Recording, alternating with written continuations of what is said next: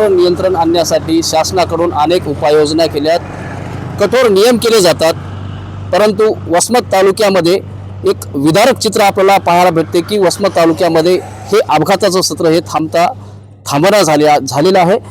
माझ्या पाठीमागे बघू शकता हे जे आहे ते हे ट्रक आहे आणि मागच्या 4-5 दिवसाखाली या ट्रकवर जे आहे ते डबल उसाची जी ट्रॅक्टरची टाली आहे ही ट्रॅक्टरने हा पूर्ण या आयसर टेम्पोचा पूर्ण चुराडा झालेला आहे।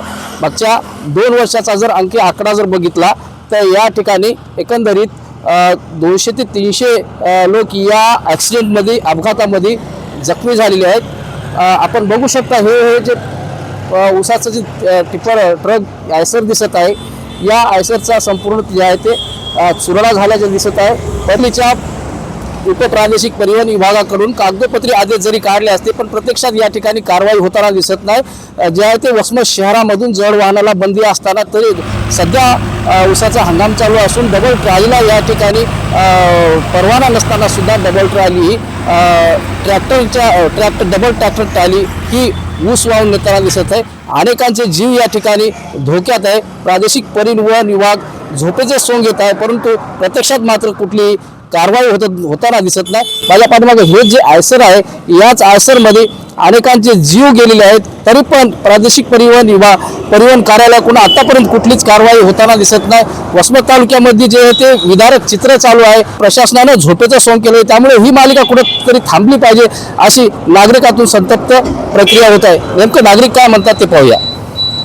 काय करणार त्याला पब्लिक काय जबाबदार त्याला काय करणार तरी प्रशासनाला काय सांगणार काय जे आहे ते नियमाचे त्यांचा लोकांना बाकी काय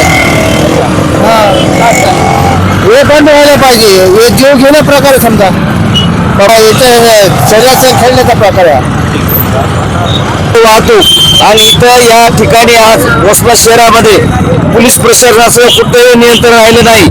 वसमतला रोज ॲक्सिडेंट व्हायला तर ॲक्सिडेंटमध्ये लोक प्राणांची मृत्यू द्यायला होतं आणि त्या पोलीस प्रशासनाची दुर्दशा पाहून आम्हाला असं काय खेद वाटते आणि पोलीस प्रशासनाला आदरणीय SP साहेबांना विनंती आहे की या ठिकाणी अवैध प्रवासी वाहतूक यांच्यावर कायदेशीर कारवाई करून या ठिकाणी वाहतूक नियंत्रण बरोबर आणावी ही विनंती आहे। ही डबल टाळी आहे याला RTOचा कुठलाही परवाना नाही, फक्त एकच टाळीला राहते आणि या टाळ्या पलटी व्हायल्यात आणि रोजचे लोक किती जखमी आहेत, किती लोक मरायले तर त्याच्याला याच्यावर कुठेतरी कंट्रोल केलं पाहिजे। RTOला विनंती आहे आणि SP साहेबांना विनंती आहे। नागरिकांना या वाहतुकीमुळे वाहतूक कोंडीमुळे अनेक त्रास होत आहे, त्याचप्रमाणे अपघाताचं प्रमाण वाढत आहे। यावर पोलीस प्रशासनानं वाहतूक प्रशासनानं तात्पुरते निर्णय घेऊन जी वाहतूक जी अवैध वाहतूक आहे थांबविण्यात येईल असंच माझं प्रशासनाला आव्हान आहे। तिथं दादऱ्यावर किती खड्डे झालेत, वाहनं जर एखादं ट्रॅक्टर मागं जर गेलं तर 10-5 जीपवाले आणि 5-10 मोटरसायकलवाले मरतात। भर देणार आहे आणि 1 तारखेपासून जिल्हाभर आम्ही रस्ता सुरक्षा अभियान चालू केलेलं आहे। 1 जानेवारी ते 30 जानेवारीपर्यंत हे चालणार आहे। 1 तारखेला माननीय जिल्हाधिकारी सरांच्या हस्ते आम्ही नवीन जी रडार बेस्ड इंटरसेप्टर वाहने आहे स्कॉर्पिओ ती कार्यान्वित केलेली आहे। त्याच्यात ॲटोमॅटिक रडार, कॅमेरा, इन्फ्रारेड असे 3 सिस्टीम आहेत।